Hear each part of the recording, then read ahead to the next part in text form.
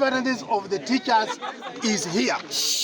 We are saying, Director, this is your document. Okay. When you see us outside there, you read through.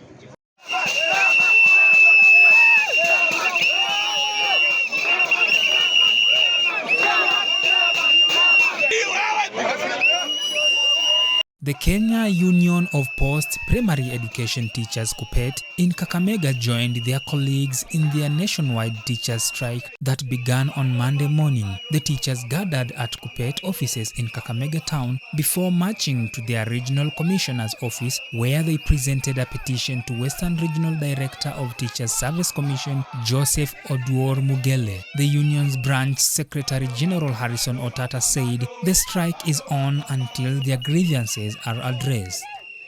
In this letter, you are addressing the grievances for which you have called for the industrial action. There are issues that have been raised here that touch on policy. I believe all of us understand who the policy makers of the Teacher Service Commission are. The commissioners are the policy makers. The secretariat are the implementers of the policy.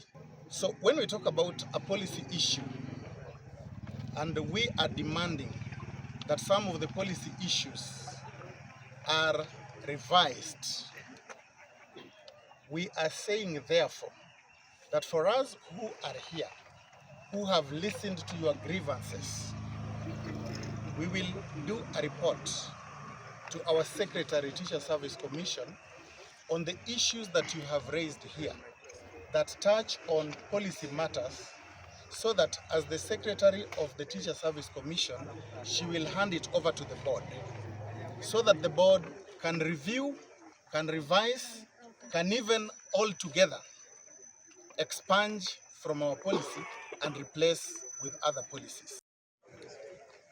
The CPG came into operation in 2017. From 2017 to date, those are 7 years. Obviously, there are emerging issues. And these emerging issues are the areas that we now need to talk about with a view to making the teaching profession better for the teachers, so that they are able to serve the child of this country with utmost peace and with some motivation as teachers.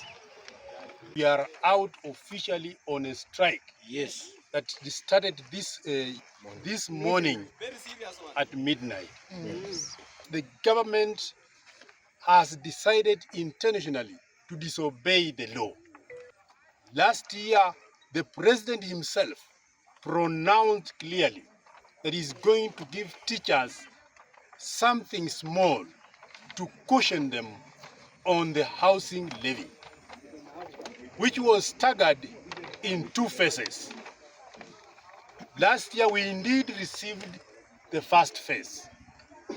This year round, we expected the same end of June, which has not yet come as we are talking today. We have people here who are teachers, and some have served for 15 years and 20 years in the same job group, C3, and the majority fall under C3. Last year, 130 teachers sat for the interview. 130,000 teachers sat for the interview. A handful was chosen to be promoted. The demands of the union is that these teachers qualify.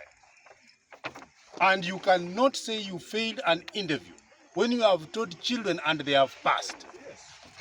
Therefore, they also passed, and we demand that they be given their promotions.